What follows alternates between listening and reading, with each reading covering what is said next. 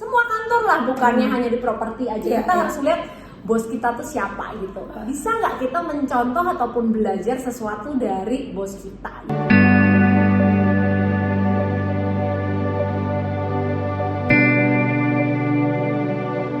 Hai semua, kembali lagi bersama dengan Yoke Scarlett Pro, Solution for Your Property Needs. Hari ini saya berkesempatan untuk mengundang salah satu sosok yang sangat berperan penting dalam perjalanan karir saya hingga saat ini. Saya masuk mau tahun ke-15 gitu ya, dan beliau masih menjadi salah satu sosok favorit, salah satu sosok yang menjadi inspirasi bukan buat saya saja, tetapi saya yakin banyak agent properti di wilayah ini yang sangat mengidolakan beliau gitu ya. Dan saya berkesempatan untuk mengundang beliau gitu, kita pengen ngobrol lebih dalam di edisi Melekat Mengenal Lebih Dekat bersama Rita Megawati. Nah, inilah sosok Queen. Sosok salah seorang yang sangat berperan penting dalam perkembangan karir saya, anak ini dan tumbuh kembang baby. Ya, nah sekarang ini kan posisinya lagi teenager, Bu. Saya mau masuk ke tahun ke-15. Wah, ya. Lagi lagi cantik-cantik ya, 15 jadi tahun. lagi genit-genitnya bukan lupa. Itu juga. Semoga bukan lagi bandel-bandelnya ya. Iya. Thank you Bu Rita karena sama-sama. sudah hadir di Melekat Mengenal Lebih Dekat bersama Rita Megawati. Aduh, thank you so much. Pastinya semoga Bu Yoke, dipanggilnya Ibu sekarang. Enggak ya, Yoke aja. Yoke lah Bu, ya. Pokoknya semoga ini podcastnya Yoke ini selalu membawa something new dan bisa dinikmati sama semua yang nonton. Nah, coba Bu Rita nih, walaupun semua kayaknya seantero follower YouTube saya udah kenal Bu Rita Megawati, tapi boleh dong sepatah dua patah kata dari Bu Rita nih. Sepatah dua patah, jadi 3 patah ya. Iya, boleh ya. Iya, halo semuanya, nama saya Rita Megawati. Saya prinsipal Ajuker Keding Serpong yang kebetulan udah kenal Yoke sejak 15 tahun 2009 lalu. ya. Ya, 2009. Jadi udah kenal Yoke dari, kalau 15 tahun sekarang berarti dari umur bayi. Iya. Jadi saya tuh awal properti itu 2009. Pertama masuk banget itu 5 Januari 2009. Dan sampai inget ya. Ya, itu hari Senin. Coba kalau dicek Coba cek kalender ya. Apakah bener nih 5 Januari 2009 itu hari Senin. Ya, Oke. Nah, waktu itu saya Hujan, kan kayaknya nggak sampai segitu ingatnya Bu ya. Dramatis. Jadi saya waktu itu kan di perbankan dan mau berhenti waktu itu ya, karena jarak yang terlalu jauh dan akhirnya memutuskan untuk main di properti gitu.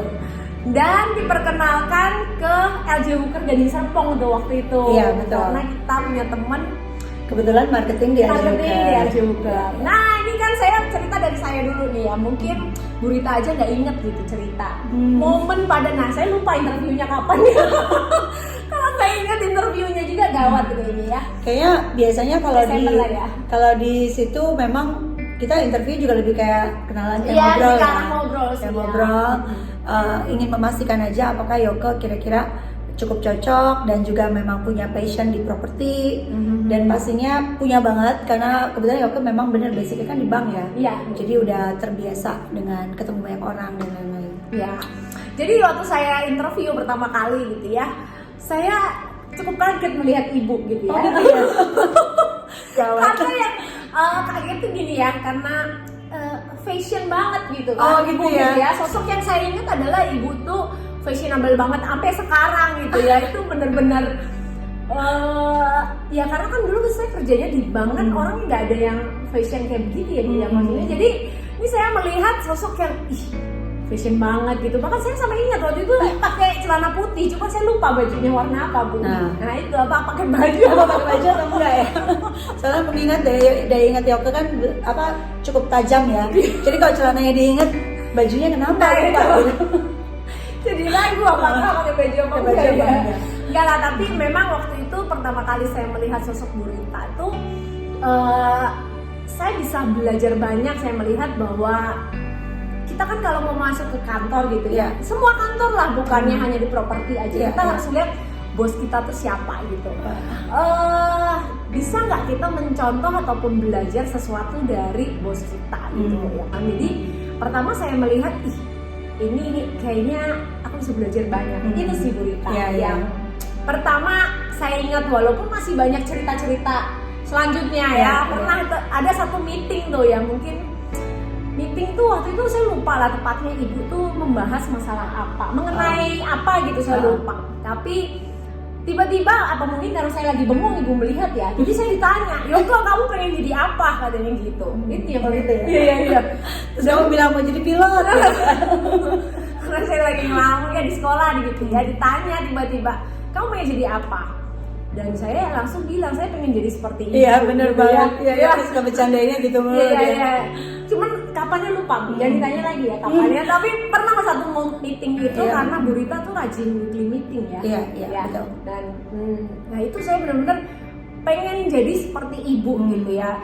Ya walaupun setiap ini nggak mungkin lah ya menjadi seperti itu, tapi menuju situ kan boleh lah ya. Sebenarnya mungkin lebih tepatnya kadang-kadang kan kita dalam hidup pasti kita pingin menjadi seseorang yang lebih baik pasti kan. Ya, punya idol juga lah ya. Ya mungkin gitulah ya. Saya sih thank you banget nih. Waduh, orang kayak Yoka mengidolakan saya aja. Tapi yang pasti bicara soal fashion tadi segala macam, saya lebih ngeliat gini loh, kalau kita di profesi apapun memang kita harus menghargai diri kita sendiri kan. Ya, kayak Yoka juga sekarang kan rapi kan gitu. Jadi memang dari dulu tapi enggak. Enggak, dari dulu. Masa sekarang. Iya. Saya mau bilang hari ini tuh cantik banget. Ya, jadi memang tapi mungkin Yoka ngomong ada benarnya gini. Mungkin pada masa itu 15 tahun lalu nggak banyak orang yang berpikir agent property itu sebagai sebuah profesi yang serius. Pada masa itu lebih kayak dianggapnya mungkin kayak mengisi waktu luang kayak gitu. Nah mungkin saya termasuk orang yang, karena saya dulu juga sebelumnya kan bekerja juga kan sebelum di properti 23 tahun lalu. Jadi saya pikir saya menganggap properti ini adalah profesi. Dan begitu juga yang saya lihat dari Yoke, karena Yoke juga orang profesi, orang dari bank. Jadi ibu lihat bahwa kamu tuh memang orang yang punya satu visi terkait pekerjaan waktu itu. Saya udah lihat itu juga sih dari kamu gitu. Dan tada! Nah, tadi kan udah prolog nih dari saya. Kesan pertama saya pada saat melihat sesosok kok sesosok ya? Seonggok daging. Enggak, seorang Rita Megawati itu kesan saya gitu. Nah, tapi kan banyak dari teman-teman ini juga belum tahu nih sebenarnya ibu nih awal karirnya gimana. Karena kan kalau kita melihat sekarang nih, ibu nih wah udah begini, project banyak, siapa yang nggak kenal. Tapi kan kita pengen tahu nih ibu mengenal lebih dekat dengan Bu Rita dulu, awal karirnya tuh gimana sih Bu? Kalau di properti ya. Ya. Jadi memang kebetulan ini kan tahun ke-23 saya di properti. Jadi awalnya itu kurang lebih tahun 2000. Saya juga ingat tanggalnya sama kayak Yoka. Jadi saya masuk itu. Ya Bu ya. Ya benar, kita ada trauma ya bagus gitu ya. Good memory. Jadi waktu itu 25 Agustus kurang lebih tahun 2000. Itu pertama kali saya masuk di properti. Saya masuk sempat di salah satu brand. Waktu itu sempat di era sekitar 6 bulan aja sih, kebetulan memang gak lama. Dan kemudian di 2001 saya mulai buka kantor pertama kita yang LJK Gading Serpong sampai saat ini. Kemudian sempat selama perjalanan 23 tahun ini banyak juga menangani beberapa kantor lanjutan dari teman-teman yang udah aktif bersama. Salah satunya saya nggak tahu Yoka mau ceritain apa enggak, tapi dulu juga mungkin Yoka juga pernah kasih juga karena Yoka bergabung bersama kita. Terus kemudian saya mulai banyak main di property project sejak tahun 2006. Project 2006. Jadi project development sampai sekarang. Sekarang jalan saat ini ada 5 kantor yang masih affiliate gitu. Jadi ada beberapa kantor lain di kawasan Serpong Tangerang juga. Tapi saya lebih banyak maintain yang LJK Gading Serpong.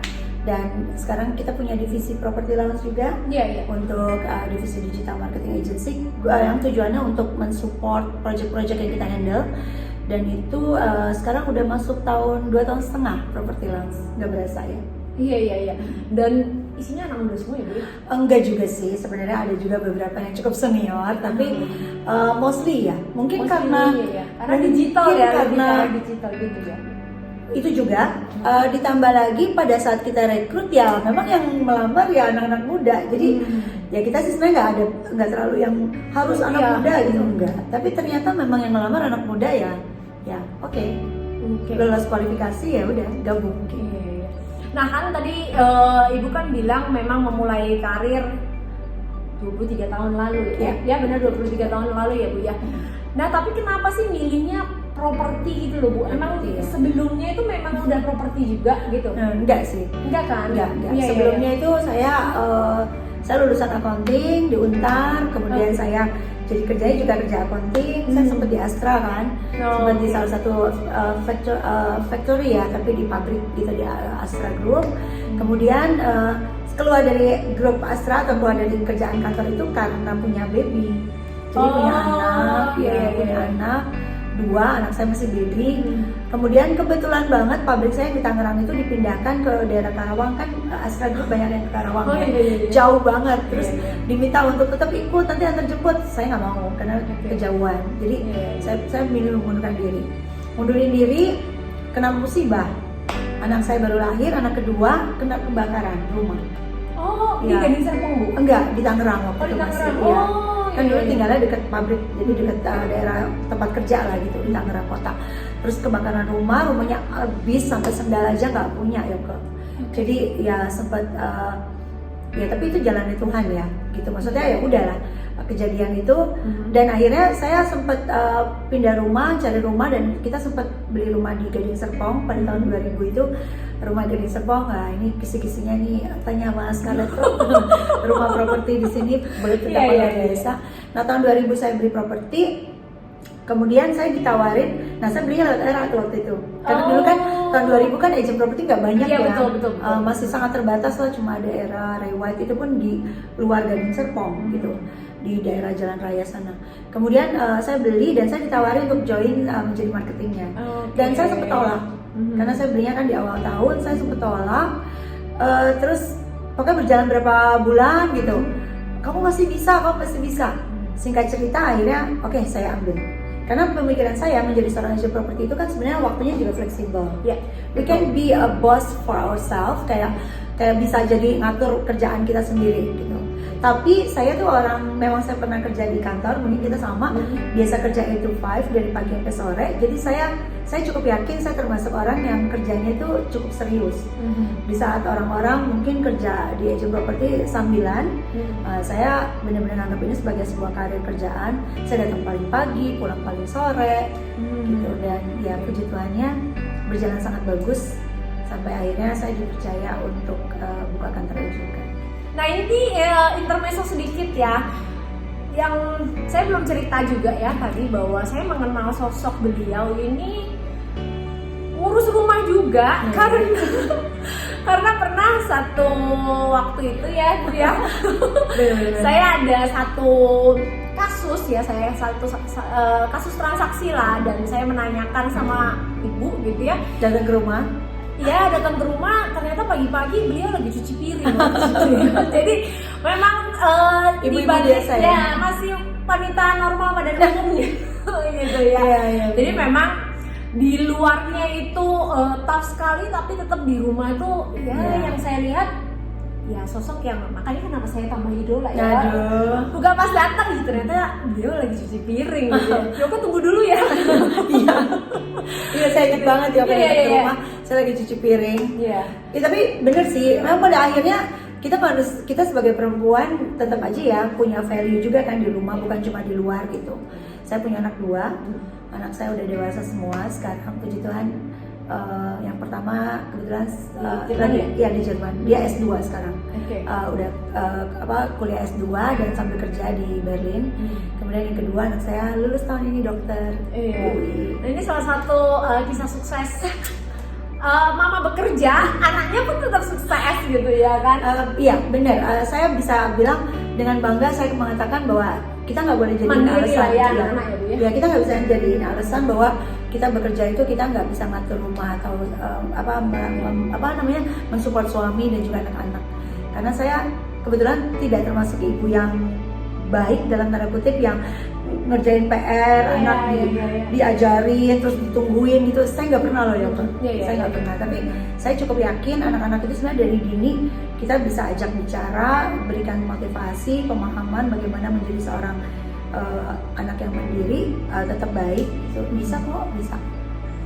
Gitu. Itu mungkin bisa sih lain. Itu saya menjadi marketing sempat ibu menjadi tim ya. Iya. Jadi tim ibu tuh dari 2009 sampai 2012. Oh iya. Ya, yang bareng ibunya gitu. Iya, Maksudnya di dalam satu rumah. Iya betul. Kita berkeluarga ya. Iya, kita berkeluarga. Habis itu kan saya pisah rumah ya. Iya. Iya, tapi masih dalam family yang sama. Kan sudah dewasa, jadi udah boleh tinggal di luar. Oh iya. Nah, jadi yang saya merasakan pada saat bersama ibu gitu ya di dalam tim gitu ya, kita itu dibilang di apa ya bahasanya tuh diemong ya apa ya dituntun banget tuh enggak terlalu ya. Enggak terlalu lah ya, ini boleh jujur lah ya. Boleh. Berasanya begitu gitu ya. Tapi ya mungkin ini tadi kalau nyambung sama yang ibu katakan mengenai anak-anak ibu kan gak yang nungguin mereka belajar, ditanyain segala macam gitu ya. Buktinya anak-anak bisa mandiri, sukses gitu ya. Nah itu pula yang saya rasakan pada saat menjadi tim ibu gitu ya. Nah sebenarnya bisnis properti itu kan kita bilang semuanya bisnis service lah, jasa ya kita bilangnya, dan memang mengelola orang itu paling susah PR-nya gitu ya. Nah tapi bagaimana ibu itu bisa membuat hal apa ya timnya tuh kompak, padahal nggak selalu ada ibu kan, ada yang tipikal yang harus dari atasnya nih yang ngoprekin anak gitu ya biar rukun akrab gini ya. Tetapi bagaimana sih Bu dari ibu tuh bisa membuat tim berjalan dengan sendiri gitu ya, bukan nggak dipantau ataupun nggak diurus ya Bu, tapi tapi kita tuh fine aja gitu dengan itu. Ya mungkin ini justru menarik nih bahwa saya baru mendapatkan sebuah bukan, maksudnya saya baru mendapatkan sebuah pemahaman yang Yoko ngomong justru baru aja benar-benar hari ini nih. Karena saya tahu banget banyak orang berpikir bahwa saya memang cara saya memanage tim agak beda ya. Mungkin di beberapa kantor lain prinsipnya begitu take care gitu ya, sampai apapun diikutin gitu kan, atau diantar lah, lebih tepatnya diantar, ketemu klien didampingi dan sebagainya. Saya menggunakan cara yang agak berbeda dari dulu, dari 23 tahun lalu. Tapi saya menemukan satu pemahaman yang menarik saat Yoko mengatakan saya mendidik anak saya tadi sebelumnya kan saya sudah sampaikan, dan saya baru sadar ternyata ini jawabannya bahwa saya memang ternyata punya pola yang beda. Karena sama seperti saya melakukan pemahaman cara saya mendidik anak saya di rumah, kurang lebih ya sama bagaimana saya juga merasa saya memberikan kontribusi terbaik saya kepada tim di kantor. Saya selalu berpikir kita kan di bisnis jasa. Kita bertemu dengan banyak sekali marketing itu dengan berbagai karakter, pola pikir, cara bekerja, bahkan cara pemahaman juga berbeda. Karena setiap marketing itu benar-benar daya tangkapnya juga beda. Jadi memang dari dulu saya selalu melihat bahwa setiap orang tuh harus punya caranya sendiri supaya dia bisa bekerja dengan cara yang nyaman. Kan bekerja itu harus nyaman ya, kita harus nyaman. Nggak mungkin kaku gitu, nggak mungkin diatur. Kamu harus kalau ngomong sama orang harus begini, nggak bisa. Harus pakai caranya dia masing-masing, tapi dengan standar yang sama. Nah, saya lebih melihat standar sama ini yang selalu saya coba tekankan. Misalnya contoh di rumah tadi, saya selalu punya standar. Saya ngomong sama anak-anak misalnya pemahaman. Pertama mulai dari mindset. Mindset itu penting ya kalau buat ibu. Sama kalau kita ngomong sama tim juga. Kita kasih tahu dulu mindsetnya, kantor ini mau dibawa kemana. Gitu. Sama kayak Yoko bilang, Yoko melihat saya sebagai sosok yang mungkin pada saat itu 15 tahun lalu Yoko berasa saya bisa ikut nih sama ibu ini gitu kan. Kita itu harus menjadi sebuah kendaraan bagi tim kita untuk mereka maju, untuk mereka bisa sukses. Sama anak-anak juga begitu. Saya selalu bilang sama anak-anak di rumah, anak-anak saya pribadi nih, mami sama papi itu adalah kendaraannya kalian. Suatu hari kalian akan sampai ke satu tempat di mana pada saat itu kalian akan punya kendaraan kalian sendiri, dan mungkin kalau ibaratnya orang lain kan suka pikir kalau udah tua orang tuanya pasti akan di-take care sama anaknya gitu kan.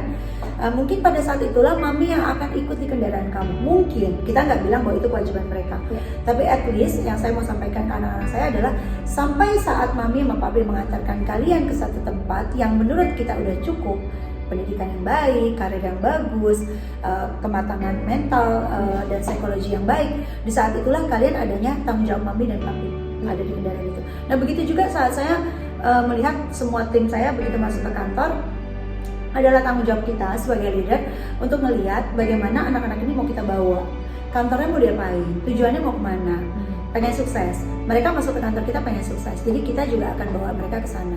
Tentu yang kita lakukan adalah kita mewadahi itu. Kita bekerja sama dengan banyak developer, kita bekerja sama dengan hampir semua bank, supaya apa, kerjaan mereka semua dimudahkan, ya kan? Kemudian yang kita lakukan lagi adalah bagaimana kita men-training mereka supaya ini cara kerjanya yang benar begini. Nah, setiap kali mereka punya problem, yang baik adalah menurut saya bukan saya yang take over, ya gitu. Jadi saya selalu bilang sama mereka, oke, masalahnya apa? Makanya kalau Yoke ingat, kalau saya selalu tanya kan, oke, masalahnya apa? Dan saya akan tanya sangat detail kalau soal problem marketing. Masalah kamu apa? Dia ngomongnya apa? Kliennya bicaranya apa? Yang ini ngomongnya apa? Saya tuh kadang-kadang sampai segitu detailnya, dan kadang mungkin buat sebagian orang yang suka menganggap itu remeh, kayak enggak bu, pokoknya kliennya tuh nggak mau, tunggu, nggak maunya ngomongnya apa? Iya, dia bilang pokoknya nggak mau. Sorry, saya boleh tahu nggak kamu ngomong apa sebelumnya? Kenapa dia ngomong nggak mau? Saya suka gitu, sampai segitu itu kalau Yoke. Kenapa? Karena saya orangnya sangat mencoba mengarah dengan peka, pengen tahu problemnya apa. Begitu saya tahu, biasanya mungkin karena kebiasaan juga ya, saya jadi tahu, oh oke, kalau gitu dia sebenarnya kalau kliennya begini, dia begini, and then saya kasih tahu marketing tersebut, ini loh yang harus kamu katakan begini-begini dengan cara kamu, gitu. Supaya apa? Tujuannya adalah klien tetap respect dan juga mengapresiasi si marketing, bukan ke kita, gitu. Nah itu yang saya coba lakukan di kantor. Ya puji Tuhan, semuanya berjalan dengan sangat baik ya. Saya percaya sampai sekarang pun banyak banget tim saya juga yang ikut saya, kan banyak yang belasan tahun tuh ya. Iya. Jadi anak-anak lama. Ya, sebenarnya justru yang membanggakan buat saya itu bukan soal kantor kita gimana nya gitu, tapi lebih ya rasa syukur aja banyak banget yang melihat itu sebagai value, dan kemudian mereka puji Tuhannya jadi bisa bekerja dengan cara mereka tapi standar kita ya. Iya. Standarnya standar yang baik dan bisa bagus banget jalan. Semoga ya.